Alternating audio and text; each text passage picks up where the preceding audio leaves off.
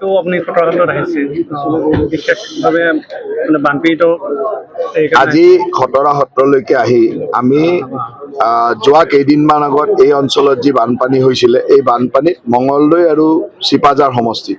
যি অঞ্চল বিস্তৃতভাৱে ক্ষতি হৈছিলে এই ক্ষতি হোৱা অঞ্চলবিলাকো আজি মই পৰিভ্ৰমণ কৰিলোঁ আৰু গোটেইকেইটা বিভাগৰ বিষয়াসকলৰ লগত বিস্তৃতভাৱে আলোচনা কৰিলোঁ যে মানুহৰ কি ক্ষতি হৈছে তাৰ উপৰি স্কুল কিবা ক্ষতি হৈছে নেকি অংগনবাড়ীৰ কিবা হৈছে নেকি অন্যান্য যি ক্ষতি হৈছে গোটেইখিনি আমি বিস্তৃতভাৱে আলোচনা কৰিলোঁ ৰাইজে যাতে পুনৰ সংস্থাপনৰ কাৰণে যি সাহায্য আমি দিওঁ সেই সাহায্য যাতে সঠিকভাৱে পায় তাৰ কাৰণে এছেছমেণ্টবিলাক ইমিডিয়েটলি কৰিব দিছোঁ আমাৰ বিভাগে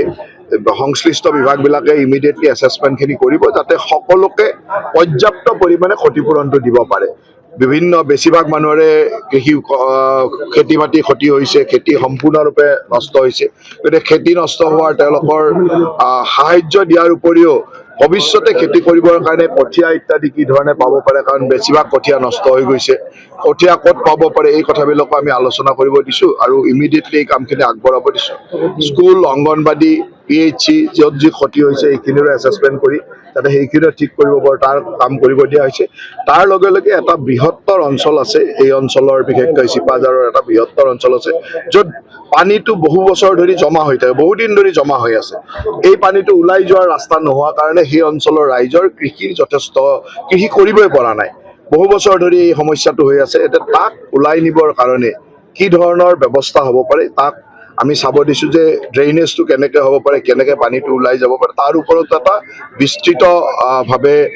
প্ৰতিবেদন এটা ৰেডি কৰিব দিছোঁ যাতে আমি মুখ্যমন্ত্ৰী ডাঙৰীয়াৰ লগত কথা পাতি এই বহুদিনীয়া সমস্যাটো ইয়াৰ লগত সমাধান কৰিব পাৰোঁ। আৰু অন্য এটা বিষয়লৈ আহিছোঁ আপুনি যিটো অসম অৰুণাচলৰ সীমান্তৱৰ্তী এলেকা গোগামুখৰ মিংমাং বৰতীত ইতিমধ্যে মই খবৰ পাইছোঁ যে তাত অলপ কিবা দুটা গ্ৰুপৰ মাজত কিবা গুলিয়াগুলি হোৱা বুলি এটা খবৰ আহিছে কিন্তু প্ৰকৃত খবৰটো কি মই ফৰেষ্ট ডিপাৰ্টমেণ্টৰ পৰা এটা ৰিপৰ্ট বিচাৰিছোঁৱে পিছত গম পাম সীমাৱৰ্তী এনেকুৱা অঞ্চলত কেতিয়াবা দুই এটা ঘটনা ঘটি থাকে কেইদিনমান আগত বিহালী অঞ্চলতো হৈছিল মই তালৈকে গৈ ইমিডিয়েটলি সমস্যাবিলাক সমাধান হৈছে আজি ধেমাজিৰ বৰ্ডাৰত সেই তেনেকুৱা ধৰণৰ এটা ঘটনা ঘটা বুলি মই অলপ আগতে মেছেজ পাইছোঁ মই আমাৰ ডিপাৰ্টমেণ্টৰ লোকসকলক খবৰ ল'ব দিছোঁ খবৰখিনি গম পালেহে ক'ব পাৰিম দুই ৰাজ্যৰ মুখ্যমন্ত্ৰী আলোচনা কৰি থকাৰ সময়তে এনেকুৱা কথাবিলাক এনেকুৱা যে তাত বিভিন্ন ধৰণৰ কাৰকে কাম কৰে ইয়াত আমাৰ অৰুণাচল আৰু আমাৰ মাজত ইতিমধ্যে সীমান্তৰ কথাবিলাক পাতি আমি আলোচনা কৰি প্ৰায় সমাপ্তই কৰিছোঁ বেছিভাগ অঞ্চল সীমামূৰীয়া অঞ্চলত আমাৰ সীমাৰ যি বিবাদ আছিল এইবিলাক সমাধান কৰি আনিছোঁ কিন্তু তাৰে কেইটামান অঞ্চল এতিয়াও সমাধান হৈ উঠা নাই সেইকাৰণে সেই অঞ্চলকেইটাত অকণমান কেতিয়াবা এনেকুৱা হৈ থাকে ইও খুব সোনকালে সমাধান হৈ যাব ৰাজ্যৰ মুখ্যমন্ত্ৰীগৰাকীয়ে বিষয়টো উল্লেখ কৰিছে যে দুই